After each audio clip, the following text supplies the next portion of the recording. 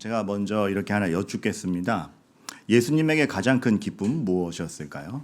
예수님의 가장 큰 기쁨이 무엇이었을까? 왜냐하면 본인 스스로에게 능력이 있으시고 안 쓰셔서 그렇지 돌을 떡덩이로도 바꾸실 수 있고 하나님의 아들이신 정말 그 모든 영광과 지위가 보장되어 계신 분이 무엇을 기쁨으로 여길까라고 했을 때 전에 살펴보았듯이 시편 16편 3절을 보면 모든 성도가 내 기쁨이다 그렇게 말씀하시는 하나님의 계시를 볼 수가 있고, 그리고 예수님은 성경 전체를 볼 때 십자가를 지시는 것이 기쁨이었습니다. 여러분, 우리가 기쁨의 정의를 좀 다시 내려볼 필요가 있는데요. 우리는 나에게 뭔가 좋은 요소가 충족돼야 기쁨이라고 하는데, 예수님의 기쁨은 상대방을 살리기 위해서 내 것을 소진할 때 기쁨이 됩니다. 근데 여러분, 희한하게도 사실은 그게 기본값이었습니다. 우리가 지금은 죄로 이미 어그러진 상태에서 내 이웃을 내 몸과 같이 사랑하라는 명령을 보면 부담스럽죠. 근데 원래 하나님이 우리를 원래 지으셨을 때는 그게 기본값이었다라는 그 놀라운 사실. 사실 우리를 죄에서 꺼내신다라는 건 어그러져서 나만 알고 내 중심으로 모든 게 바뀌어 있고 나의 생존이 목표인 인생을 다시금 그 죄로 오그라든 걸 펴서 원래 얼마나 아름답고 광대했는지를 보여주는 것이 예수님의 사역이요 구원의 결과 중에 하나입니다. 그 예로 예수님께서는 너희를 위하여 죽을 수 있는 나, 이것을 보여주심으로써 그것이 나의 기쁨이다. 그리고 나의 형상대로 지음받은 너희도 그렇지 않겠니? 우리는 어떻게 보면 내 이웃을 내 몸과 같이 사랑하라, 원수를 사랑하라, 대단한 걸 하는 것 같지 않습니까? 근데 사실은 기본값을 찾아가는 거고 우리 원래 모양이 그렇다라는 거, 그게 정상이었다라는 것을 알 때에 굉장히 많은 것들을 바꿔가야 하는 그러한 지표를 얻게 됩니다. 목사님, 예수님 십자가 고난이잖아요. 고난인데 기쁨으로 지셨을 것을 우리가 어디서 알게 되냐 하면, 예전에 제가 그 설명 드리지 않았습니까? 다윗이 그 압살롬이 죽었을 때, 자기의 큰아들 압살롬이 죽었을 때 미묘했죠. 왜냐하면 압살롬은 상황적으로는 반역자입니다. 나라를 뒤엎은 반역자입니다. 근데 존재적으로 보면은 자기 아들입니다. 그러니까 반역자로선 죽여야 되고 아들로선 살려야 되는데 어떡하지 하다가 결정 못 내리고 있을 때 전쟁터에서 죽어서 이제 부하들이 아드님이 죽었습니다. 이게 보고하는 사람도 애매했을 거예요. 반역자가 처단당했습니다. 신나기도 뭐하고, 아드님이 죽었습니다 하기도 뭐하고.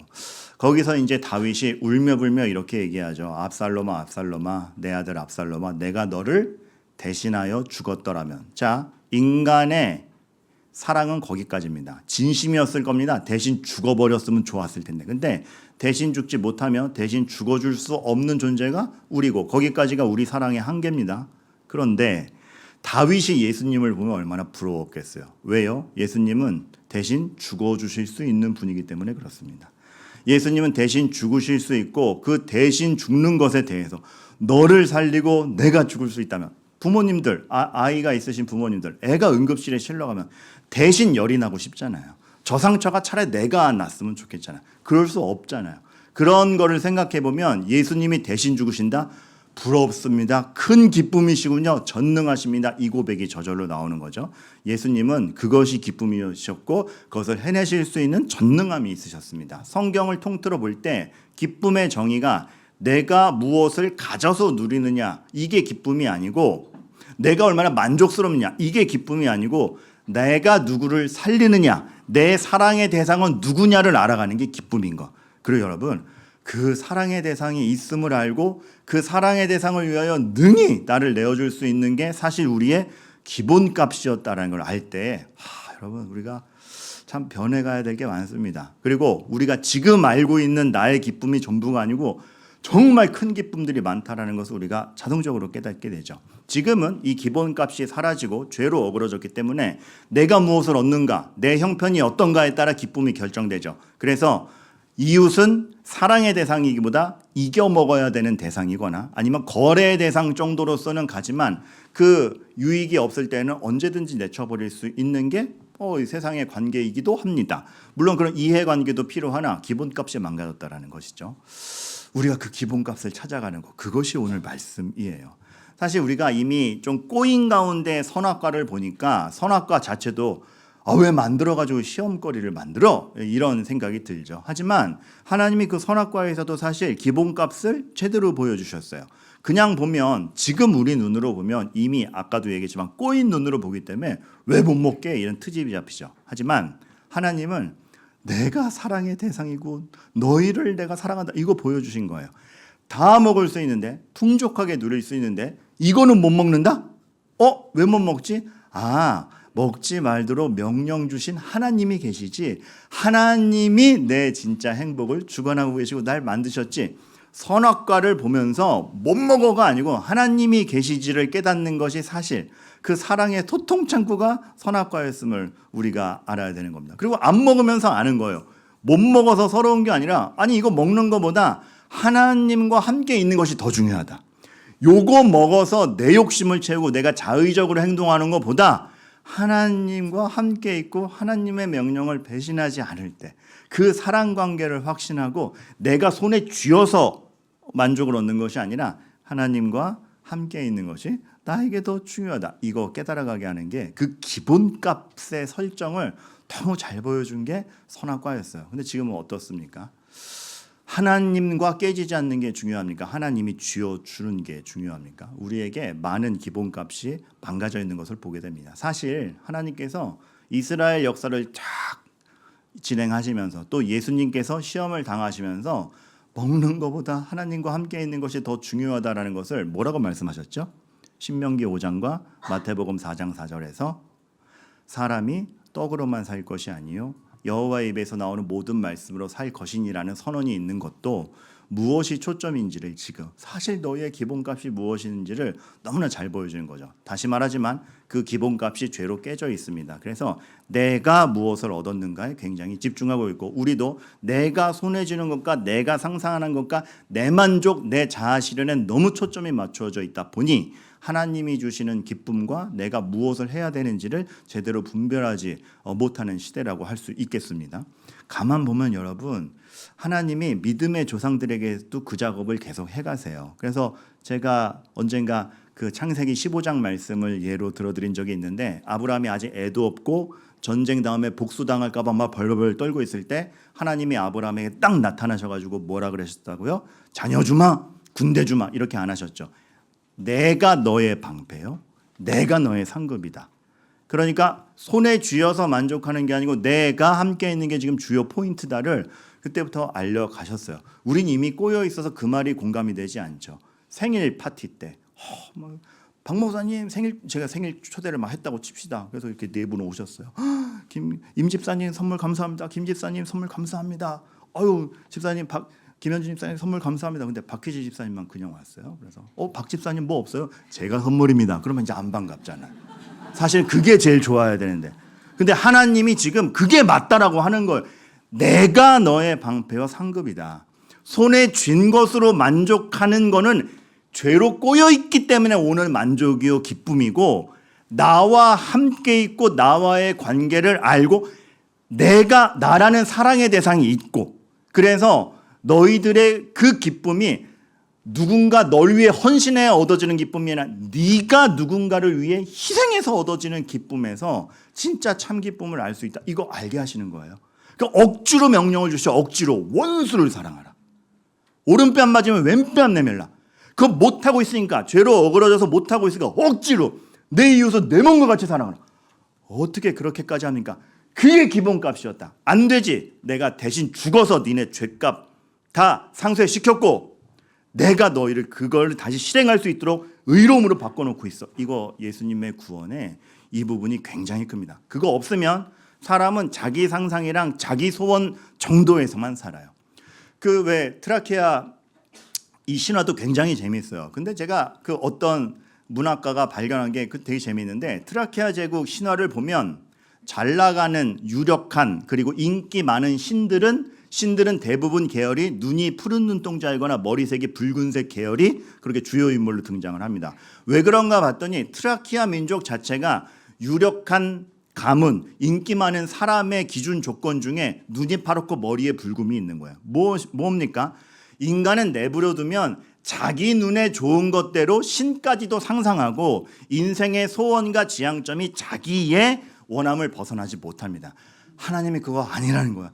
그거 기본값 아니었다. 자기 생존, 자기 만족, 네 눈에 보이는 거 안에서만 판단하는 거 너희 인생 아니었고 하나님이 너희를 지으셨으며 영원까지 이어지며 정말 옆 사람을 사랑할 때 거기서 얻어지는 그 기쁨, 그게 너희들의 기본값이다. 하나님이 우리로 하여금 여러 가지 중에서 억지로 그 사랑 실천을 하는 것 중에 하나가 자녀 양육이 있죠. 그렇게 힘든데 그렇게 기쁜 그 아이러니. 하나님은 사실 우리 일상 도처에 이 교제, 이 공동체 모든 것을 통해서 네가 뭘 선하기 위해 주느냐가 아니라 사랑의 대상이 있고 그 사람을 위하여 행동했을 때 얻어지는 기쁨이 나의 형상을 닮은 기본값이었다를 알려주고 계세요. 성부, 성자, 성령이 한 하나님으로서 교제하는 그 사랑의 기쁨을 예수 그리스도와 한 몸으로 붙여 너희에게 알려주만데 여전히 이기적으로 산다. 여러분, 그거 하나님이 찢어 놓으십니다. 그래서 이사야 선지자에게 이 말씀하신 거죠. 내 생각이랑 너희 생각은 달라. 죄로 오그라들었지. 난 달라. 넌 네가 손에 쥐어야 만족하지. 난 달라. 딴 거야, 딴 거. 지금 그거를 하나님이 여러분에게 믿음으로 인생 전체를 걸쳐서 보여주고 계시고 예수 그리스도를 통해서 그걸 가능케 하고 계시다는 걸 알아야 됩니다. 그러니 어찌 보면 여러분들 이제 신앙생활이 좀 피곤할 수 있어요. 어떤 의미에서 여러분 하나님을 여러분에게 납득시켜가는 게 아니고 여러분이 하나님께 납득되어 가야 되는 게 신앙입니다. 그래서 하나님이 여러분에게 톡 쏘는 통쾌함보다 고민을 주신다라는 걸 아셔야 됩니다. 왜냐하면 달라요. 다른데 그냥 내 생각은 이런데 좀 와라 정도가 아니고 그렇게 지어지지 않았어 이 정도까지 얘기하시는 겁니다. 너희는 그렇게 창조되지 않았어. 나의 형상으로 창조된 너희는 그 정도가 아니야. 이거 말씀하시는 거예요. 그 조니 에릭슨 타다 건강하신 분이 목뼈 부러지고 나서 마비가 됐죠. 이제 재활을 했지만 결국은 평생 걷지 못하는 게 그냥 이렇게 선언이 되었습니다. 얼마나 좌절이 되었겠어요. 얼마나 좌절이 되었겠어요. 그런데 지금 제가 그 조니 에릭슨 타다가 수많은 간증과 수많은 저서들을 적었지만 제가 그 전환기에 적은 글 한 줄, 전 그게 너무 생각이 나요. 평범한 말인 듯하면서 많은 게 심겨져 있어요. 에릭슨 타다가 이 얘기하면서 삶의 관점을 확 바꾸는데 삶에 걷기보다 중요한 일이 많더라.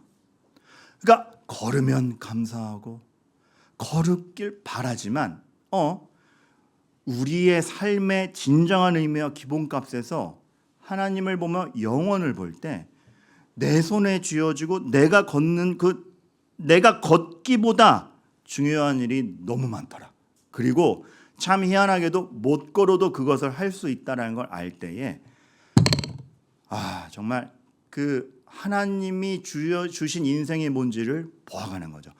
근데 여러분 제가 오늘 말씀드린 건 그러니 여러분도 조니 에릭슨 타다처럼 결단하십시오. 이렇게 말 못합니다. 왜냐하면 같은 조건에서도 똑같은 결단 못 하시는 분이 훨씬 많고 그 상황은 우리가 알지 못하고 우리가 그 상황 되면 난 그럴 수 있을까? 아니 난 절대 못할 것 같은데 사실 이분의 이 신앙 고백이 너무 갭이 커서 이렇게 하세요? 말 못합니다. 그렇게 안 될 것 같아요. 하나님이 모두에게 그걸 요구하시는 것도 아니에요.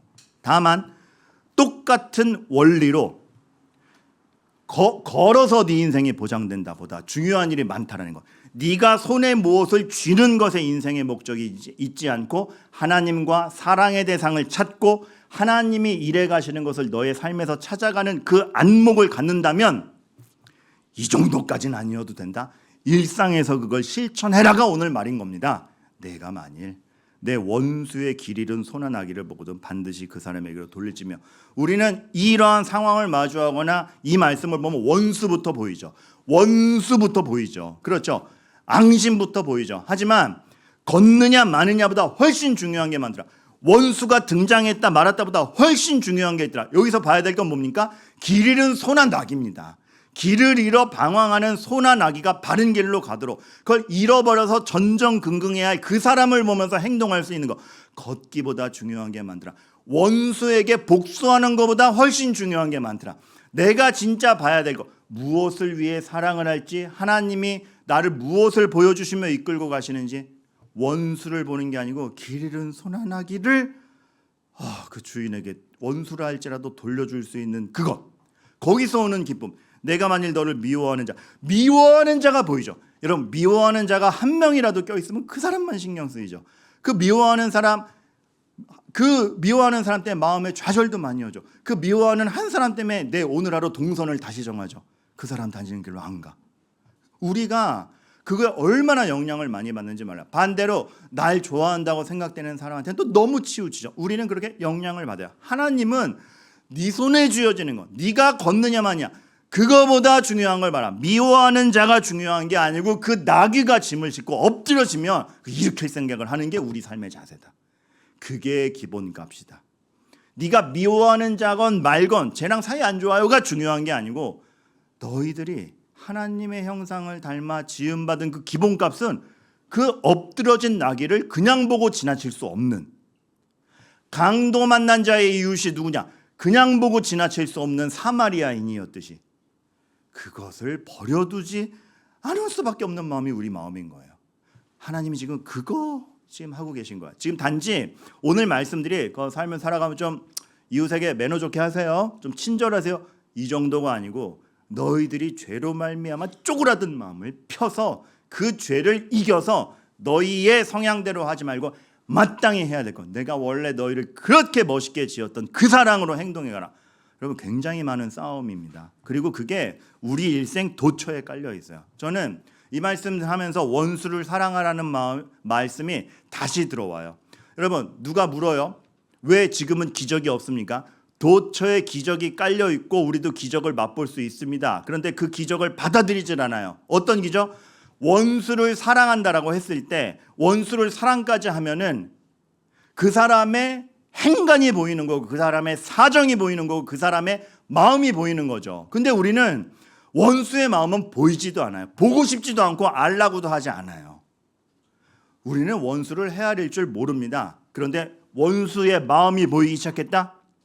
보면은 이가 갈렸는데 그 사람에게도 사정이 있는 게 보였다? 그 사람을 용서할 뿐만 아니라 같은 편 만들기로 했다? 에바다입니다. 에바다. 열려라. 막힌 귀가 뚫렸던 그 기적. 예수님이 못 보고 못 듣는 자를 보고 듣게 하는, 원수라는 존재는 상대하기도 싫고 쳐다보기도 싫은데 그 사람의 말이 들리고 사정이 들리고 마음을 읽을 수 있다? 하나님은 지금도 우리 눈이 열리고 귀가 뚫리는 에바다의 기적을 행하고 있는데 우리가 그걸 거부하고 있죠.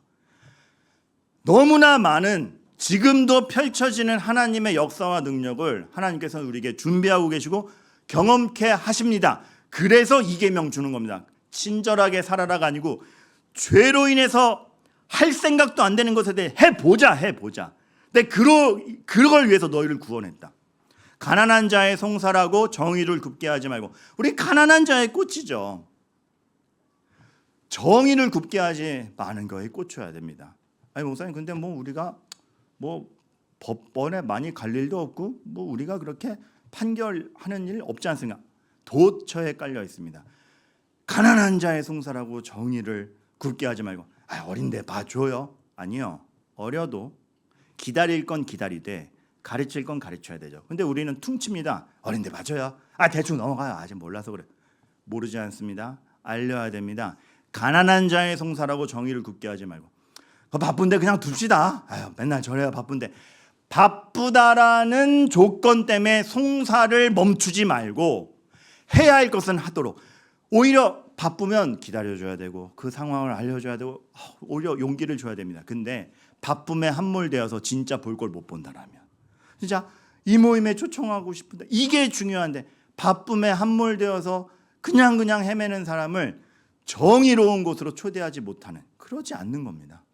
그래서 어쩔 때는 필요하다면, 그것이 정말 하나님의 마음에서라면 바쁜데 귀찮게 하는 겁니다. 그리고 진짜 중요한 것이 무엇인지 알려주는 게 그 사람을 살리는 것이죠.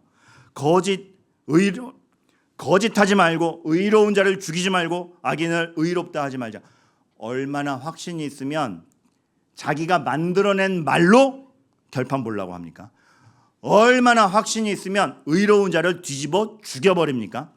얼마나 내 유익을 구하면 악인을 의롭다 해서 편들어 줍니까? 다 공통점이 자기가 만들어내는 것입니다. 하나님이 이것에 대해서 엄중 경고한 게 아담과 하와에게 말씀하신 그거예요. 너희가 선악과를 따먹는 날에 선악을 알게 될지니, 이건 유식해진단 말이 아니고 선악을 너희들이 결정하기 시작할 것이다. 그러지 말아라. 나랑 마음을 합치고 내가 하는 방식과 내가 너희와 함께 있다라는 것을 확신하는 가운데 너희의 확신대로 거짓을 만들어내거나 여론에 휩쓸려 의로운 자를 죽이거나 아부하느라고 악인을 의롭다 하지 말라. 사사기에선 이거를 뭐라고 표현해요? 자기 소견에 옳은 대로. 여러분, 우리가 만들어내는 것으로 승부 보는 것이 아닙니다. 그러기에 뇌물도 아닌 겁니다. 우리가 얼마나 나를 기쁘게 하는 것에 금방 반응합니까? 우리가 뭐 높은 자리에서 엄청난 뇌물을 받지는 않지만 아주 소소한 뇌물에는 쉽게 끌려갑니다. 물론 마음의 선물 괜찮습니다. 그런 걸 탓하는 게 아닙니다. 하지만 우리가 얼마나 여건에 따라 움직이는 게 우리입니까? 나를 기쁘게 하는 것에 혹하고 나와 친한 사람이 하는 것만 갑자기 좋은 일이 되고, 이거 누가 이렇게 한 거야? 민근아, 내가 한 거야. 네가 한 거야? 해. 친한 사람이 등장해버리면 갑자기 좋은 일이 돼버리면, 좋다가도 내가 미워하는 사람이 돼버리면, 나한테 유리하지 않으면 엎어버리는, 작게 크게 여건에 따라 움직이는 게 우리인데 하나님께서 그렇게 하지 말고 당장 손에 쥐는 것 없어도 내가 널 책임지니 뇌물을 받지 말라. 그거 에바다 반대죠. 들리는 걸 못 듣게 하고 보는 걸 못 보게 하는. 마지막으로 이방 나그네를 압제하지 말라. 왜? 너희가 나그네였지 않느냐. 기가 막힌 건 나그네였던 경험이 다른 나그네를 이해하는 토대가 됩니다. 여러분, 지금 내 경험은 누군가를 이해하는 지평이 됩니다. 그러기에 여러분, 쓸데없는 경험 없습니다. 여러분이 어떤 경험을 하던 간에 그 경험은 하나님이 여러분을 만나시는 방편 중에 하나입니다. 왜 이딴 일을, 이 서러움을 내가 겪어야 내가 광야 생활이, 포로 생활이 하나님을 이스라엘이 더 선명하게 보게 했듯이 여러분은 선명하게 보게 할 겁니다. 근데 또 하나의 효과, 똑같은 입장의 사람을 이해하는 폭을 넓혀줍니다. 폭을. 그래서 여러분의 이 경험은 기가 막히게도 쓸데없는 경험, 다시는 기억하기 싫은 옛날 일이 아니라 누군가를 이해하는 경험이 됩니다. 놀랍지 않습니까? 그런 말이 있죠. 겪은 만큼 위로할 대상이 많아진다. 누구의 말이죠? 제 일기장의 말이에요. 진짜 그래요. 하나님은 그렇게 너희가 좋아하는 시간만을 취사 선택해서가 아니라 그 모든 것 통해서 풍성함을 알려가시는 거죠. 여기까지는 여러분이 이 말씀을 접했을 때 어떻게 적용하느냐, 이제 하나님의 관점으로 다시 풀어드립니다. 내가 만일 내 원수의 길 잃은 손안아기를 보거든 반드시 그 사람에게로 돌릴지며, 하나님의 관점이에요. 그 원수도 내가 돌보고 있다. 그 원수도 내가 돌보고 있고 언제 돌이킬지 모르는데 네가 함부로 대할 수 없다. 그 원수도 내가 돌보고 있다. 따지고 보면 너도 원수 아니었니? 그 원수도 내가 돌보고 있다. 내가 만일 너를 미워하는 자의 나귀가 짐을 싣고 가면 도와줘라. 너희를 미워하는 사이로 내버려 두지 않겠다. 성삼위 하나님의 형상으로 지음받았다. 이론이 아니라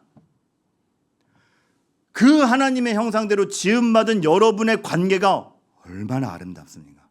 하나님은 그거에 죄가 껴들어서 미움이 있는 거 내버려 두지 아니하십니다. 내 반드시 원래의 형상대로 되돌려 놓아 미워하는 사이로 내버려 두지 않겠으니, 엎어졌으면 일으켜줄 마음이라도 가져봐라. 분을 내어도 하루를 해가 지도록 넘기지 말며, 그런 말씀들이 있는 것이 너희를 그대로 내버려 두지 않겠다. 더 기가 막힌 것은 그것을 도와 그 짐 부릴지니라. 짐승까지도 헤아리는 것이 나다. 하나님이 이 뒤죽박죽인 것 같고 이 엉망인 것 같은 세상에 선언하시는 거예요. 그 짐승까지도 헤아리는 것이 나고 이 역사와 이 세상을 다스려가는 게 난데 너희가 날려버릴 하루는 없다. 너희가 하찮게 여길 것은 없다. 너희가 그냥 저냥 보낼 날들은 없다. 선언하시는 것이죠. 가난한 자의 송사라고 정의를 굳게 하지 말며, 어떤 이유를 막론하고 정의는 내가 포기하지 않는다. 내가 반드시 정의를 지킨다. 억울한 일이 있느냐? 억울함에서 일어나 내가 너희 편이다. 정의는 내가 포기하지 않는다. 억울한 너희들의 삶을 내가 모르지 않는다. 내가 반드시 해결한다. 눈물 나는 하루를 견뎌라. 모든 근거가 하나님에게서 나오는 거죠. 거짓 일을 멀리하며 무지한 자를 의로운 자를 죽이지 말고 악인을 의롭다 하지 말고 너희가 만들어낸 것 너희가 그 거짓말에서 이루어내면 너희를 보호해 줄 것 같지 그 사람에게 붙어서 그 사람 의롭다 해주고 아부하면 그 사람이 널 보장할 것 같지 이런 거 만들면 너희의 삶에 안정이 올 것 같지 너희의 장담에 답이 없다 단언하시는 거죠. 나에게 답이 있다. 나에게 답이 있으니 잠깐 면피하려고 하지 말고 거짓 일을 멀리하고 그래야 판이 뒤집힐 것 같지만 죽이지 말고 아니 이래야 제 앙심이 풀립니다. 하지 말고 너희의 장담과 너희들의 통쾌함에 답이 없다. 내가 주마. 거기서 오래 참음이 나오는 것이죠. 너는 뇌물을 받지 말고 힘으로 세상이 움직이지 않는다. 너희가 유력자라고 생각해서 갖다 바치는 사람이 세상을 움직이지 않는다. 힘으로 세상이 움직이지 않는다. 내가 움직인다. 그러니 나그네를 압제하지 마라. 내가 언제 조건 보고 사랑했냐? 내가 너희가 강대국일 때 택했냐? 너희도 나그네 되었을 때 미약한 민족일 때 우리가 아직 죄인 되었을 때 그리스도께서 십자가에 달려 죽으신 그 사람 그거 알 때에 우리가 누구를 얕잡아 볼 수 있겠습니까? 여러분들 하나님의 시야와 이 그저 일상생활 중에서 처신 잘하세요. 그 나귀에 엎어져 있으면 좀 일으키시고요. 친절 정도 얘기하는 게 아니라 아까 에릭슨 타다가 평생 못 걷게 됐는데 걷는 것보다 중요한 게 이떠이다. 똑같은 고백으로 저거 그냥 지나칠 수 있는데 이렇게 볼게요. 같은 믿음이에요. 같은 각오고 그 동일한 내 옹졸한 죄에서 벗어나서 하나님의 사람으로 퍼져가는 여러분들의 그 기본값 정말 내 이웃을 내 몸처럼 사랑하는 것이 가장 기쁨인 그 기본값을 찾아가는 것이 우리 일상 도처에 열려있고 하나님께서 그것을 통해서 정말 삶의 의미와 우리 존재 가치에 대해서 얘기하고 계신데 우리가 서로 간에 그것을 보여주고 실천하고 확신해가고 버텨가시기를 제가 간절히 바랍니다.